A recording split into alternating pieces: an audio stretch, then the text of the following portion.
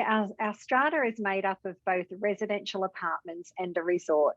My unit is in the residential part of the resort that backs onto it. The resort units are owned by individuals, but 80% is owned by the company who purchased the resort.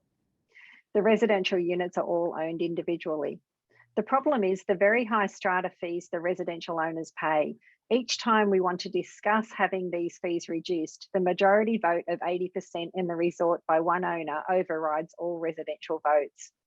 No matter what we want, if it doesn't suit the majority owner, this is voted out. This is so frustrating, as it is as though the residential owners have no say whatsoever unless it agrees with the majority owner's vote.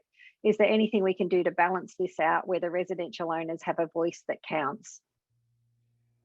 Yeah, again, these conflicting uses within schemes always generate conflict, and with the introduction of the Community Titles Act later this year, hopefully better management plans can be put in place to avoid these conflicts. Around this particular matter, in the end, Section 137 details general duties and conflicts of interest regarding a council member.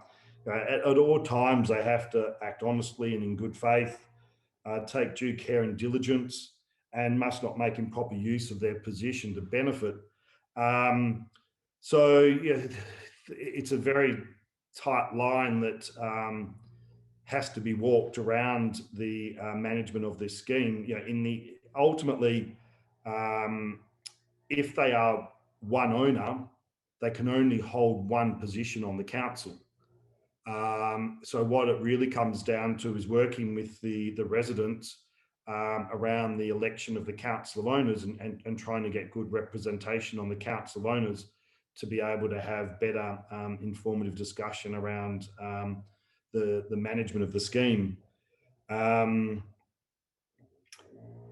That's probably all you can really do there. But I guess when you buy into the scheme, you're presented with the bylaws and you're presented with the budget.